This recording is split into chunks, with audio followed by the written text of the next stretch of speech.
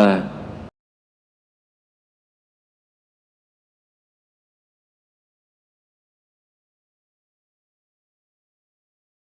Ingat kepada Allah siang dan malam, yang mana mereka hanya mencari ridhonya Allah Subhanahu wa Ta'ala. Lihat ya, Nabi kita Muhammad SAW di ayat ini, walaupun beliau sudah tahu ini pasti, Nabi kita Muhammad SAW nggak melirik kekayaan orang, tapi Allah memerintahkan seperti ini sebagai peringatan, ditakkidkan lagi oleh Allah dan peringatan buat kita umatnya, nasihat buat kita. Kadang-kadang ada orang fakir, orang lemah di sekitar kita, baik-baik, taat. Kita melirik kepada yang tinggi, yang malah dengan dia kita bisa lupa dari Allah Subhanahu wa Ta'ala. Dan ini juga termasuk salah satu ujian beratnya para ulama. Dia akan dikelilingi dengan orang-orang fakir. Dia akan merasakan nikmat, lezat ibadah. Nanti akan datang orang-orang yang kaya, orang-orang yang hebat. Kalau orang-orang kayanya seperti Sayyidina Abu Bakar, seperti Sayyidina Utsman, Sayyidina Abdurrahman bin Auf, ini nggak bermasalah. Nanti kita akan bahas ya. Ada ulama kadang-kadang dikelilingi orang kaya tapi yang baik-baik. Kelasnya ya mungkin kayak Sayyidina Abu Bakar lebih tinggi daripada Ahlus Suffah. Ini nggak ada masalah. Tapi dikelilingi orang-orang kaya yang dolim, yang mereka cuma memuaskan syahwat. Hati-hati, jangan tinggalkan yang fakir demi kekayaan, demi orang-orang yang memuaskan syahwat. Kan bahasanya begitu. Wala ta'du ainaka anhum turidu zinatal hayatid dunya.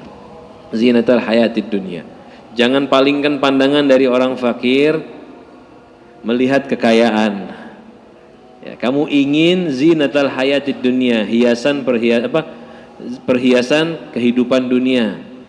Wala tuti' man aghfalna qalbahu. Jangan taati orang yang hatinya aku bikin lupa. Wattaba ahwahu, dan mengikuti hawa nafsunya. Lihat. Jadi bukan dilarang dekat sama orang yang punya harta, tetapi dilarang dekat dengan orang-orang yang berharta lalai dan ngikuti nafsunya. Nah, di sini bedakan. Memang tapi kebanyakan orang tuh kalau sudah bergelimang harta, paling 10% aja yang enggak memuaskan syahwat. Siapa coba? Orang yang punya harta biasanya gimana? Ya dipakai hartanya buat memuaskan syahwatnya. Artinya kepengen ini beli, kepengen itu beli, kepengen ini iya terus. Sudah cukup buat 7 turunan, masih nambah lagi buat 10 turunan. Kan manusia sifatnya begitu.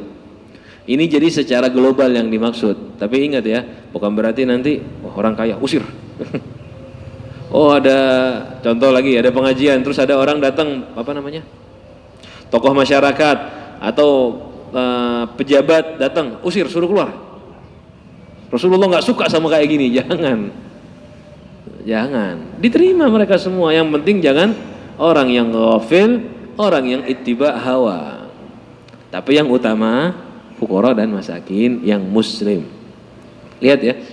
Orang fakir dan orang miskinnya di sini dikasih kaidah juga oleh Allah. Yad'una rabbahum bil ghadati wal 'ashyi yuriduna wajha. Ingat sama Allah pagi sore dan mencari ridhonya Allah. Jadi sebelum kita masuk ke depan, nanti akan ada ini hadis-hadis ancaman berat buat orang yang tinggi derajatnya di dunia, tinggi derajat dunianya. Keistimewaan orang-orang fakir seakan-akan nanti sampai meremehkan orang yang berharta, orang yang punya pangkat, dan mengangkat seakan-akan orang fakir semuanya paling tinggi. Memang betul itu, tapi dengan kaidah taat sama Allah. Jangan nanti jadi kita lihat di depan hadis, wah ini kaya nih neraka, ini kaya nih, enggak. Oh ini fakir miskin surga. Enggak semua seperti itu. Dilihat keadaan dia. Di ayat ini aja sudah kelihatan jelas kan? Di ayat ini kelihatan jelas.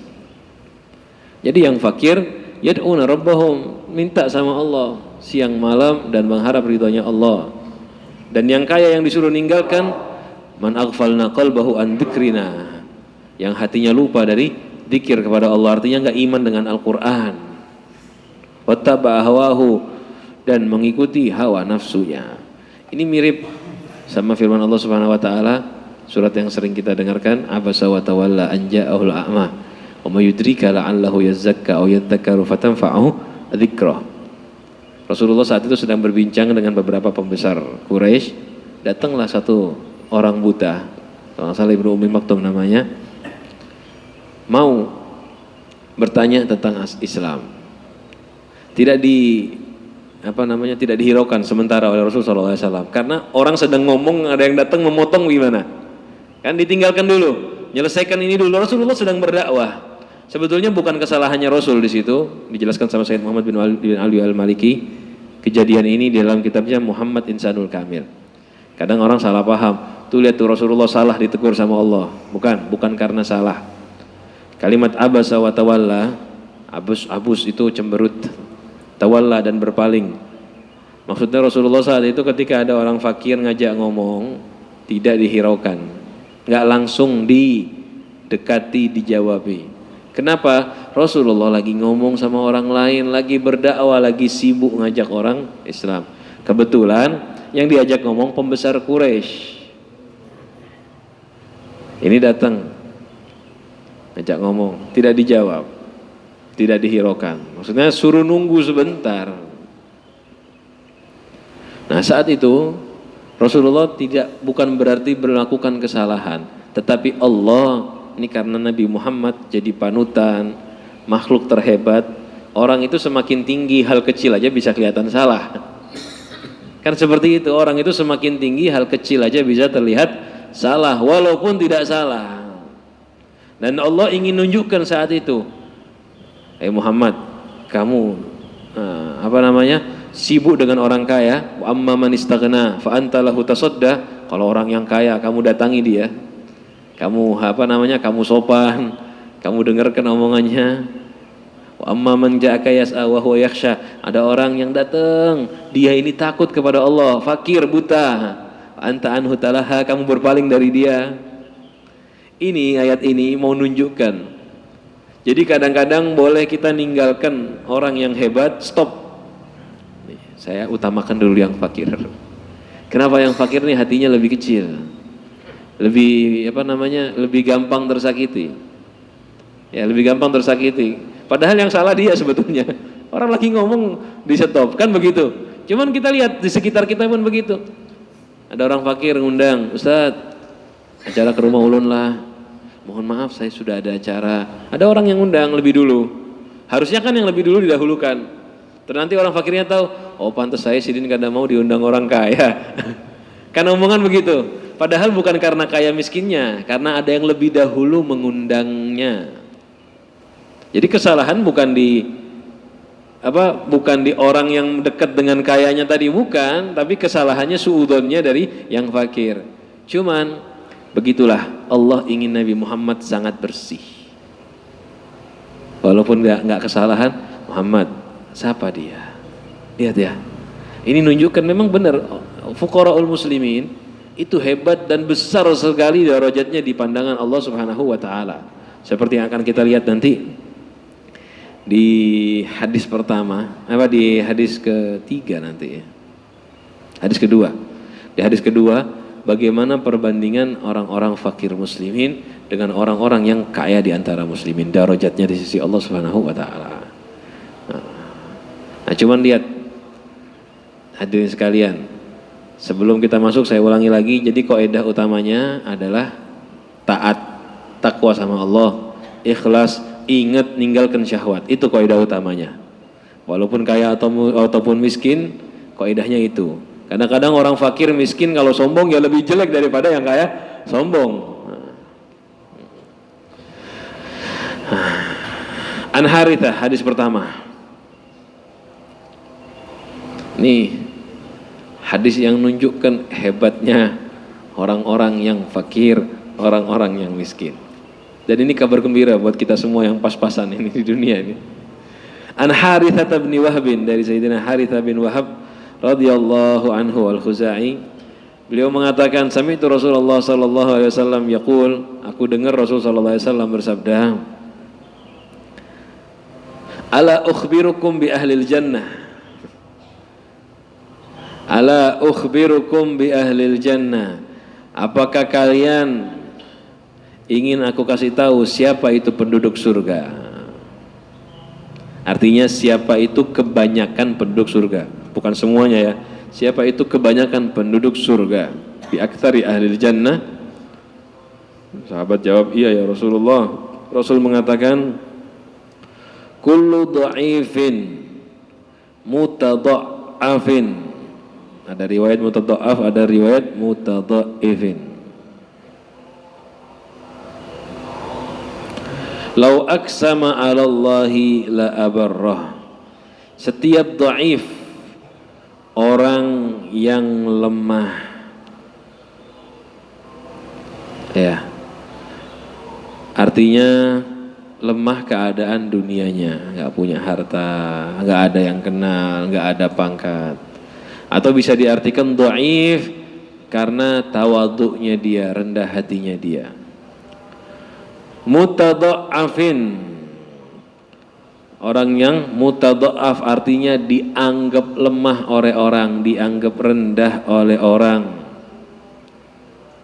Lau aqsama 'ala Allahi la abarrahu, seandainya dia bersumpah dengan nama Allah, niscaya Allah akan memberikan apa yang dia sumpahkan. Jadi kalau dia bersumpah dengan nama Allah, akan dikasih apa yang dia minta. Inilah penduduk, kebanyakan penduduk surga. Siapa dia? Dhaifil hal fid dunya, lemah keadaannya di dunia, yaitu tadi miskin, fakir, orang-orang yang katanya orang-orang rendahan dunia. Mutadha'afin, orang yang disuruh di sana kemari, kayak dianggap remeh. Ayo cuci, ayo bersihkan, ayo ini, siapa pian, sana. Kadang-kadang kayak gitu, hati-hati.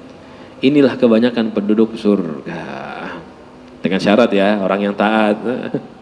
Ingat kembali kaidahnya orang yang taat. Orang yang ingat sama Allah. Ya itu kita lihat. Dan memang benar banyaknya orang-orang yang taat sama Allah, yang enggak sibuk dengan dunia, ya kayak gini yang pas-pasan ini. Ke masjid, makan seadanya, apalagi yang bersih-bersih masjid, bantu-bantu masjid, adzan. Dan kita kadang-kadang anggap mereka tuh orang biasa. Ini termasuk tanda akhir zaman. Siapa adzan? Suruh itu.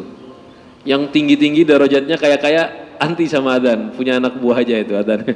Dianya mau di atas. Jangan loh, adzan itu salah satu tandanya kiamat. Orang-orang yang berpangkat, entah itu berpangkat ilmu atau berpangkat dunia, merasa dirinya tinggi untuk adzan. Itu tanda-tandanya dekatnya kiamat. Jadi adzan itu dilemparkan kepada aradil muslimin, orang-orang muslim yang biasa, yang rendah. Ini padahal mereka ini yang hebat. Dan kita pun begitu, kadang-kadang melihat ustadz ulama yang pas-pasan, yang miskin kayaknya biasa. Tapi kalau sudah mulai masyhur, kaya, wah ini sidin ulama besar, wali besar. Padahal yang hebat wali-walinya Allah, ulama-ulama yang hebat itu yang mana? Yang kalau punya pakaiannya ya 1 atau 2 pasang aja. Ke masjid seadanya, jalan kaki kadang-kadang, makan jarang-jarang. Kalau kita kan beda. Kita ngelihat gurunya datang pakai mobil mewah, oh salaman. Sidin datang pakai sepeda genjot. Siapa itu? Dicangangi aja. Padahal ini yang kullu dhaifin mustad'af, ini yang kebanyakan penduduk surga. Padahal kebanyakan penduduk surga. Rasul yang bilang, kabar gembira ini. Jadi kalau ada yang miskin, alhamdulillah. Berarti urun kesempatan masuk surganya lebih besar. Habib Abdullah bin Ali Al-Haddad ketika menjelaskan tentang masalah harta di kitabnya Adab Sulukul Murid. Jadi ngomong sama santri-santrinya, di kitab itu dijelaskan begini, kalau kalian diuji oleh Allah dengan kefakiran, dengan kemiskinan, kalau hartanya pas-pasan atau bahkan sampai susah makan, yang perlu kalian lakukan di awal adalah bersyukur kepada Allah. Alhamdulillah saya fakir, alhamdulillah saya miskin. Loh, apa yang perlu disyukuri dari fakir dan miskin? Kata beliau, karena Allah memiripkan keadaanmu dengan keadaannya para nabi dan wali-walinya Allah, orang soleh. Kita tahu kan kisahnya Nabi Muhammad, bagaimana beliau 3 hari gak makan. Kita lihat kebanyakan kisah para wali-walinya Allah bagaimana. Itu malah bersyukur. Alhamdulillah, berarti dari segi fakirnya, dari segi miskinnya ada mirip dengan sahabat, dengan Rasul sallallahu alaihi wasallam. Tinggal perbaiki hati, syukur sama Allah. Alhamdulillah, perbaiki hati. Taat tetap sama Allah. Kalau udah fakir, miskin, terus nggak terima sama Allah, disiksa dunia akhirat biar nanti. Nah, di dunia disiksa dengan kefakiran, adab, di akhirat diadab lagi karena tidak terima dengan takdirnya Allah. Jelas ya ini ya.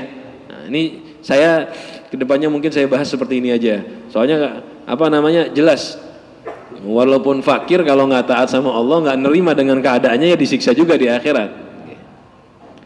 Ala ukhbirukum bi ahlin nar. Apakah kalian ingin aku kasih kabar dengan ahli neraka? Sabda Rasul. Kullu utullin jawadin mustakbirin. La ilaha illallah. Ahli nar itu siapa mereka? Utullin. Utullin itu artinya orang yang bahasa kita tuh keras. Jafi, apa bahasa Indonesianya? Cuek sama orang, nggak mau nganggap orang, nganggap remeh orang, apa? Di situ apa? Terbahasa Indonesianya? Itu ya kasar. Utulin kasar berarti. Utulin itu kasar dan keras. Utul itu yang keras, kasar dan keras. Kalau jawadin nggak mau memberi orang, pelit. Ya, jamu' al-manu, maunya ngambil, nggak mau memberi, itu namanya tadi jawad. Mustakbir, yaitu sombong tadi. Jadi utulin ini keras dan kasar. Jawadin, mengumpulkan harta sampai kaya dan kikir. Lihat, kaya ada kaidahnya, ada kikirnya. Orang kaya nggak selalu jelek. Kalau kikir, jawadin tadi ya, jamu'un manu, mengumpulkan harta dan nggak mau membagikan, nggak mau bagi-bagi orang lain. Artinya nggak mau mengeluarkan zakat wajib. Dan mustakbirin, orang yang sombong. Ini kebanyakan penduduk neraka ya seperti ini. Jelas ya, penduduk neraka seperti ini yang keras. Keras artinya kasar sama orang. Sama orang merendahkan orang lain. Dan dia sombong, anggap semua orang di bawahnya dia. Ini kebanyakan penduduk neraka. Dan sampean paham hadis ini, kelihatan. Yang masuk surga orang miskin. Ya. Yang masuk neraka bukan orang kaya. Bahasanya apa? Orang yang keras, menimbun harta dan merendahkan orang lain. Jadi bukan mutlak orang kaya. Dilihat orang kayanya punya 3 sifat ini enggak? Kebanyakan punya. Kita koreksi diri kita. Coba kita pas lagi miskin, mungkin kan kita pernah mengalami keadaan naik turun harta ya. Kalau pas kita lagi pas-pasan gimana keadaan kita? Sopan sama orang, kaya-kaya perlu sama orang. Pas udah kaya, apa? Semua orang dianggap nggak perlu sama dia. Mulai keras, sombong, nganggap rendah orang lain. Kita ngerasakan saat pas-pasan atau saat lagi nggak usah kaya, lagi rezeki lancar aja kita udah begitu. Ini koreksi buat diri kita. Ingat, ini yang kita bahas buat mengkoreksi diri dan buat ancaman buat diri kita. Mudah-mudahan barangkali pian minggu-minggu depan ini dapat rezeki lancar, berubah jadi orang kaya. Amin. Jangan sampai berubah keadaan hatinya. Jangan sampai masuk kategori jamu al-manu, mengumpulkan harta tapi nggak mau mengeluarkan zakat wajib dan sedekah sunnahnya. Jangan sampai jadi orang-orang yang utul, keras, kasar. Jangan sampai jadi yang mustakbir, merendahkan orang lain. Jangan. Itu jelas. Ini kabar gembira buat dari Rasulullah Shallallahu Alaihi Wasallam dan ancaman ya, ancaman. Kenapa disebut begini? Karena memang kebanyakan orang yang sombong tuh ya orang kaya. Ini udah jelas ya. Jarang kan orang fakir sombong. Ya punya jabatan. Bukan cuman kaya harta aja ya. Kan memang benar ya, kebanyakan orang yang keras, meremehkan orang, merendahkan lain tuh orang yang tinggi. Kebanyakan. Tapi kalau ada orang fakir yang kayak gini, ini lebih buruk daripada orang kaya yang sombong merendahkan orang lain. Udah jelas ini.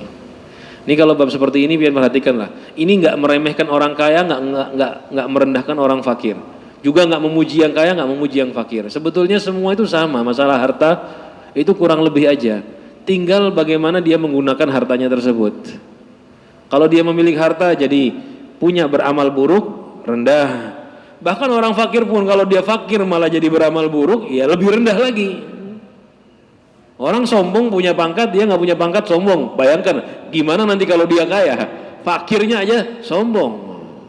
Nah kalau ada orang kaya bergelimang harta, nggak mau memuaskan syahwatnya. Kaya dia, tapi dia nggak mau memuaskan syahwat, biasa aja. Makan ya seadanya, ini ya seadanya.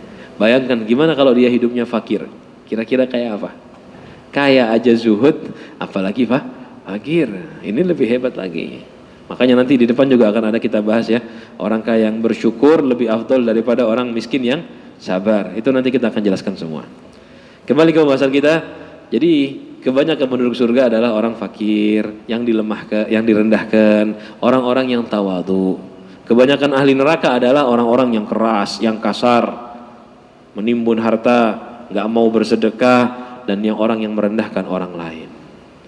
Wa Nabil Abbas, hadis kedua dari Sayyidina Nabil Abbas Sahal bin Sa'id As-Sa'idi rahimahullah radhiyallahu anhu. Beliau berkatakan, marra rajulun 'alan nabi. Ada seseorang yang melewati Nabi Muhammad sallallahu alaihi wasallam, namanya Ju'ail bin Suraqah. Jadi ada seseorang sahabat namanya Ju'ail bin Suraqah Al-Ghifari. Dan Ju'ail ini melewati Nabi dan kelompok sahabatnya. Ju'ail ini orangnya fakir, miskin. Faqala li rajulin indahu.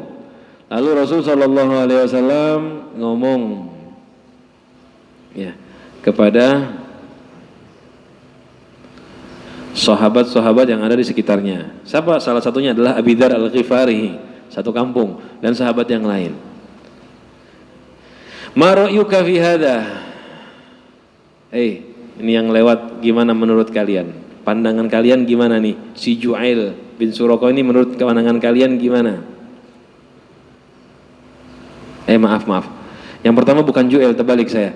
Yang pertama adalah ada apa? Tidak dijelaskan. Cuman ada yang mengatakan itu Aqra bin Habis sama Imran bin Husain. Maaf, yang pertama kebalik. Ini yang kaya yang lewat sekarang, bukan yang miskin. Yang kaya dulu. Yang kaya yang lewat tadi ya. Ada yang bilang apa? Syekh Muhammad bin Alan mengatakan kemungkinan itu Aqra bin Habis atau Imran bin Husain. Lewatlah yang kaya tadi. Siapa dia? Kalian apa namanya? Bagaimana menurut kalian orang ini, orang kaya ini? Dijawab sama sahabat, rajulun min asyrafin nas. Dia orang dari golongan orang-orang mulia, orang-orang berderajat tinggi. Hadza wallah, demi Allah ini hariyun in khataba an yunkaha. Kalau dia ngelamar pasti dikasih. Karena kaya kan. Kalau dia ngelamar anak orang pasti dikasih sama abahnya. Wa in syafa'a an yusyafa. Kalau minta pertolongan pasti nolong. Orang minta bantuan pasti dibantu. Ya semua ngejar duitnya kan. Seperti itu. Fasakata Rasulullah sallallahu alaihi wasallam. Lalu Rasul diam, enggak jawab apa-apa.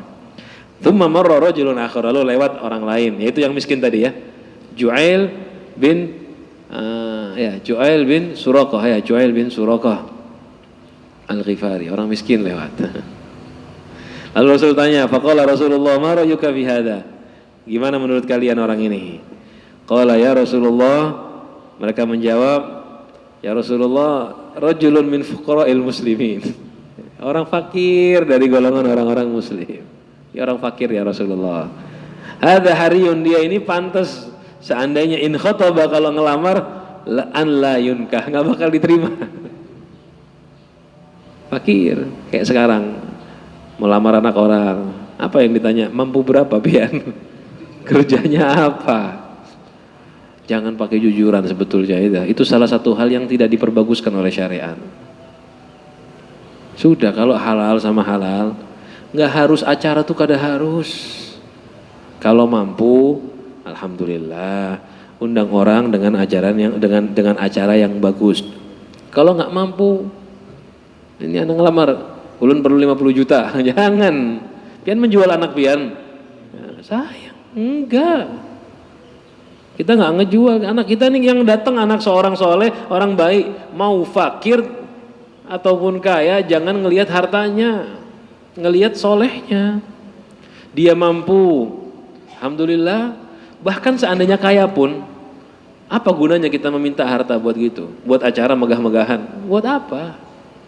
Mendingan uang yang buat kawinan itu berapa banyaknya, kasih buat mereka berdua. Nah, berapa sih modal buat nikahan? 100 juta. Nih buat pian hidup berdua, atau buat berangkat umroh sana berdua, kawinan di Mekah atau di Madinah. Selesai umrohnya, tapi jangan tengah-tengah umroh, nggak boleh. Apa gunanya coba? Pesta-pesta yang kan, ya pestanya bagus kalau ngasih makan orang-orang yang memerlukan. Kadang kita adat ya. Cuma nanti kita bahas pada babnya. Bukan berarti semua salah beracara. Bukan berarti semua salah. Coba lihat ini. Ini dari dulu memang begitu sudah. Ada orang fakir minta anaknya orang kaya, ada bakal diterima ini. Ada bakal diterima. Kenapa? Karena urusan harta. Ya Allah, malu kita, malu ya. Malu Pak. Wa in syafa'a alla yusyaffa'. Dan orang fakir ini kalau minta tolong nggak akan ada yang nolong. Minta bantuan, siapa yang mau nolong? Pikiran orang kan kalau mau ngebantu orang minta balesan, timbal balik. Ini fakir, ulun tolong, ulun capek aja nggak ada balesan. Ya bakal ditolong fakir tadi. Wa in qala alla yusma liqaulihi. Seandainya dia ngomong, nggak akan didengarkan omongannya. Apa-apa biar ngomong-ngomong terus. Dan ini penyakit berbahaya ya, memang betul. Kesian. Kadang-kadang orang yang dianggap rendah, fakir, kalau perlu bantuan sedikit yang mau nolong. Tapi kalau orang kaya perlu bantuan, wah semua siap. Bukan siap nolong aslinya manusia ini itu. Perhatikan ya, siap dapat balasan, siap dapat hadiah. Yang nolong-nolong orang kaya, bantu-bantu orang kaya itu bukan karena dianya siap khidmat, bukan. Siap menunggu balasan, nunggu balas budinya orang kaya tadi, nunggu duit. Kebanyakan begitu sebetulnya. Tapi kalau orang fakir karena dia nggak ingin dapat balasan, nggak mungkin dapat balasan, mundurlah semua. Dan ini omongan nggak didengarkan, biasa itu. Malah ini ada omongan dari ulama, tapi bukan buat dipraktekkan ya. Apa namanya? Jadilah ulama yang kaya. Kenapa? Agar orang lebih dengar omonganmu. Maksudnya beliau, orang awam muslimin ini kalau ngelihat guru, ngelihat ulama ceramah, nasihat, ngelihat ulamanya fakir, miskin, biasa aja nggak didengar. Tapi ketika ngelihat gurunya datang pakai mobil mewah, pakai baju-baju mewah, pian juga perhatikan pian. Kalau guru pian datang pakai imamah yang tingginya 1,5 meter, pakai mobil yang harganya 2 miliar, pakai tongkat yang mahal, pakai jubah dikawal, sidin ceramah kayak apa kita? Ta'dhim. Coba sidin bersepeda genjot ke masjid.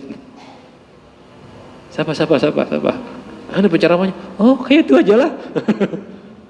Ngomong kadang didengarkan. Itu kita, kadang-kadang seperti itu. Makanya nggak ngedengarkan omongan. Karena apa? Karena fakirnya, karena miskin.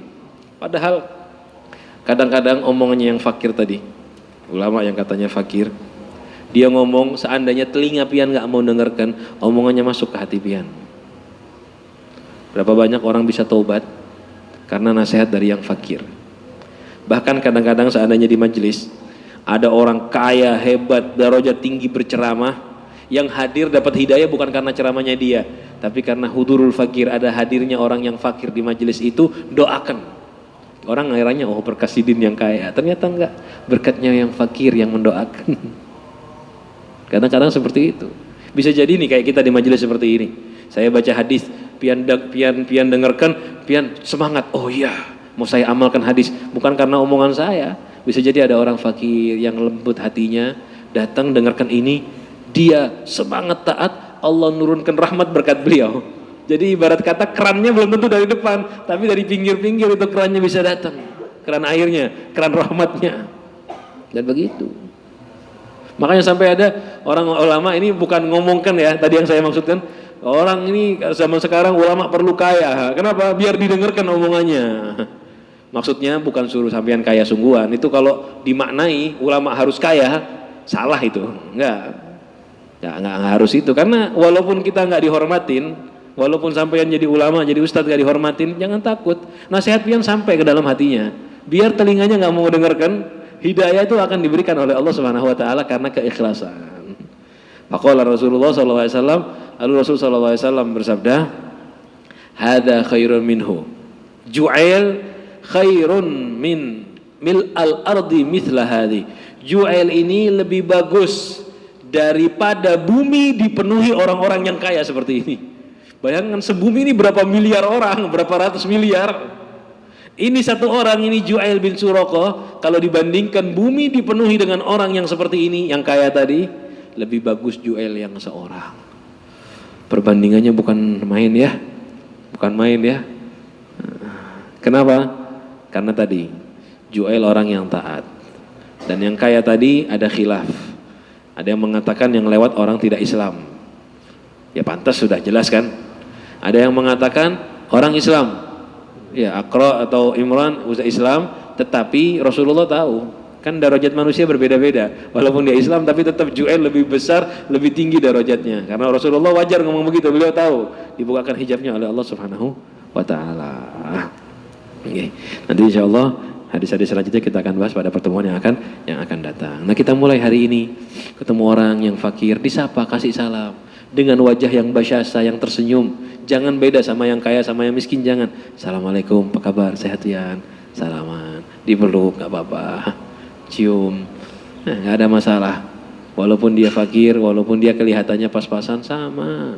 Di sisi Allah itu taat mulia tergantung taatnya. Kita mulai dengan tadi ya, dengan menyapa mereka dengan senyum. Mudah-mudahan dijadikan oleh Allah Subhanahu wa taala orang yang selalu ingat kepada Allah, yang mengutamakan urusan akhirat daripada urusan dunia. Mohon maaf jika ada salah kata kurangnya. Hadza minni wa lakum minkum. Assalamualaikum warahmatullahi wabarakatuh.